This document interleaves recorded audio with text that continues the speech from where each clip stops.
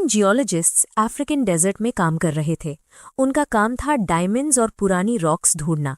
एक दिन उनका रेडार कुछ अजीब डिटेक्ट करता है। जमीन के नीचे कुछ था, एक वॉल्केनिक पाइप जैसी फॉर्मेशन। क्यूरियोसिटी उन्हें रोक नहीं पाई, वो सीधा उस जगह पहुंच गए। वहां एक बड़ा सा मिट्टी का टीला था।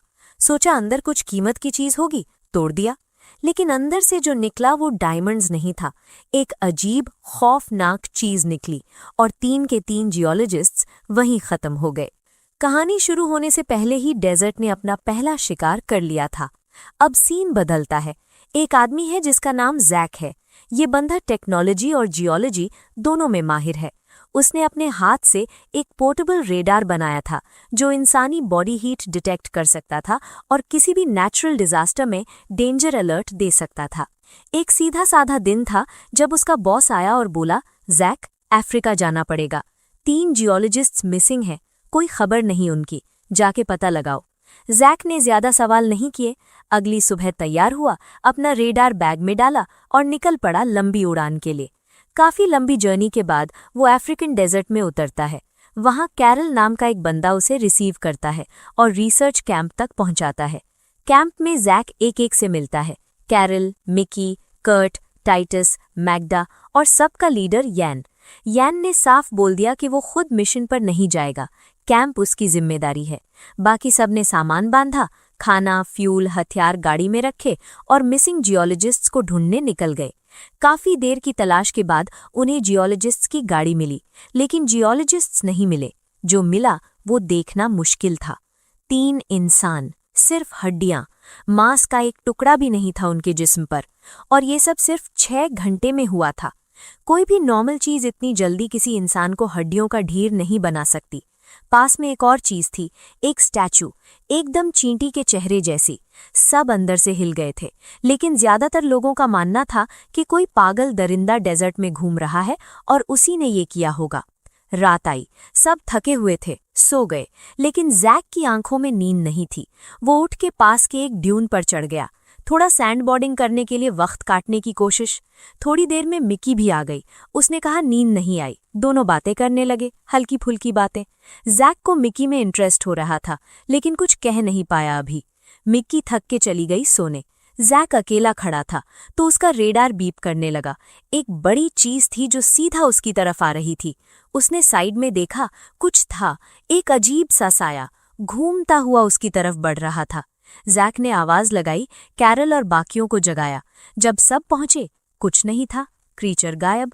और उस रात एक और चीज गायब थी, वो हड्डियां जो जियोलॉजिस्ट्स की थीं, वो भी चली गई थी। कोई ट्रेस नहीं।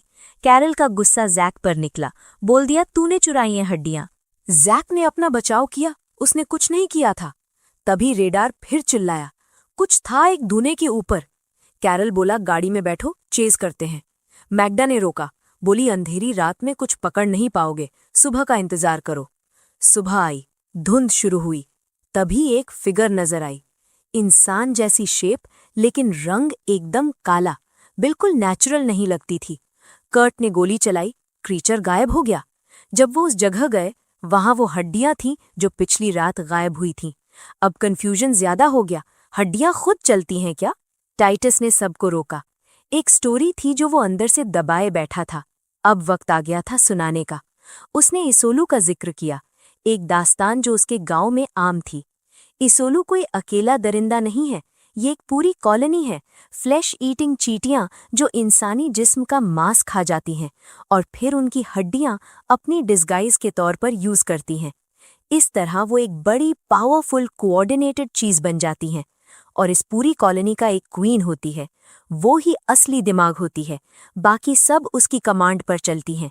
इंसानी मांस उसी क्वीन को खिलाया जाता है। टाइटस ने बताया कि बचपन में उसके गांव में एक लड़का मिला था, सिर्फ हड्डियां, कोई मांस नहीं, बिल्कुल इसी तरह।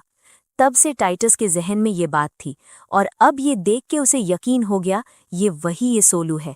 बाकी सब ने डिसमिस कर दिया। कोई बोल रहा था, यार ये कहानियां हैं, कोई बोला साइकोपैथ की काम है। टाइटस चुप हो गया, लेकिन उसकी आंखों में डर तो था ही। इतने में गाड़ी ने जवाब दे दिया, इंजन बंद, और ऊपर से टेलीफोन और रेडियो दोनों साइलेंट, कोई सिग्नल नहीं, कोई कनेक्शन नहीं। अब ये लोग बिल्कुल अकेले थे उस डेजर्ट में। कोई एक ऑप्शन था। एक पेट्रोल व्हीकल काफी वक्त बाद उस रास्ते से गुजरती थी। सब वहीं रुक गए। इंतजार के सिवा कोई रास्ता नहीं था।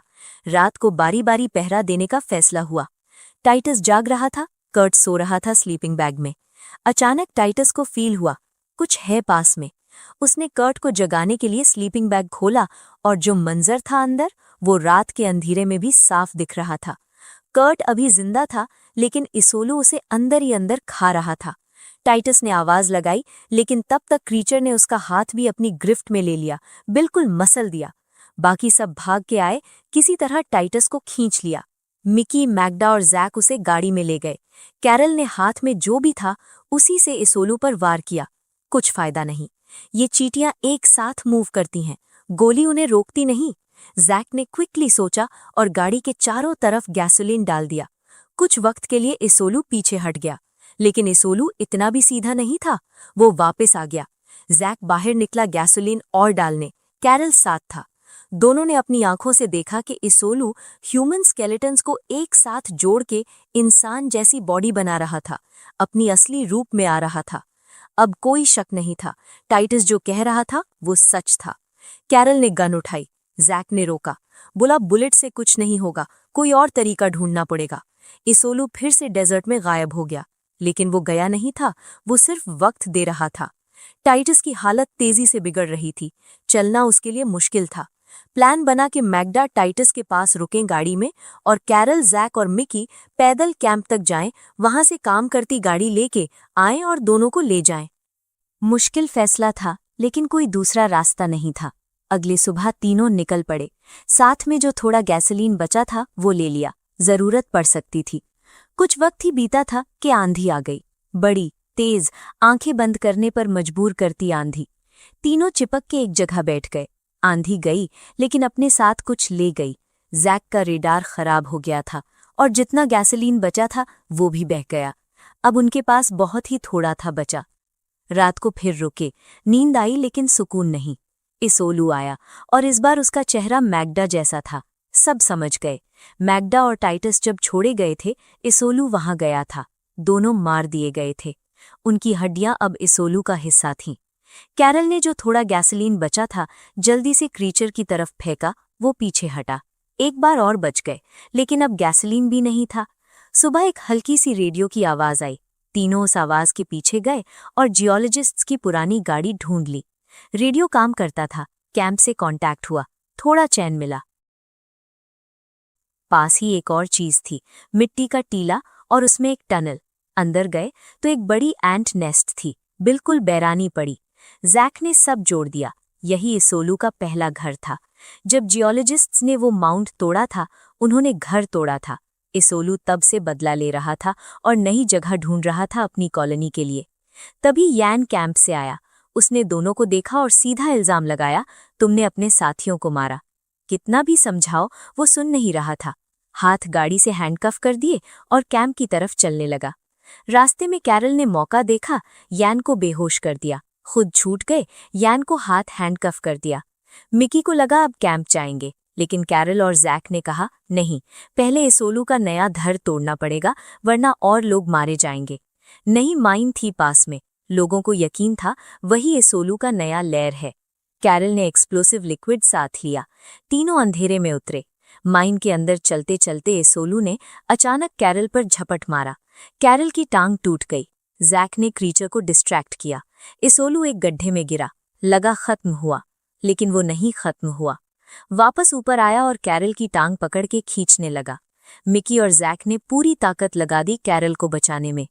कैरल ने एक पल में सब समझ लिया, अगर वो नहीं रुका तो दोनों भी इस गड्ढे में जाएंगे।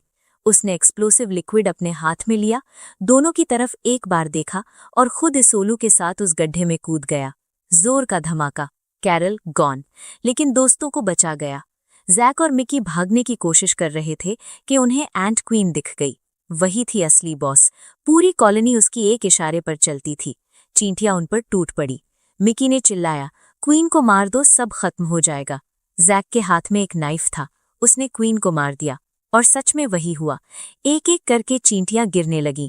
कॉलोनी खत्म, लेकिन माइन कैरल की एक्सप्लोजन से हिल चुकी थी। टूटी हुई छत, गिरते हुए पत्थर।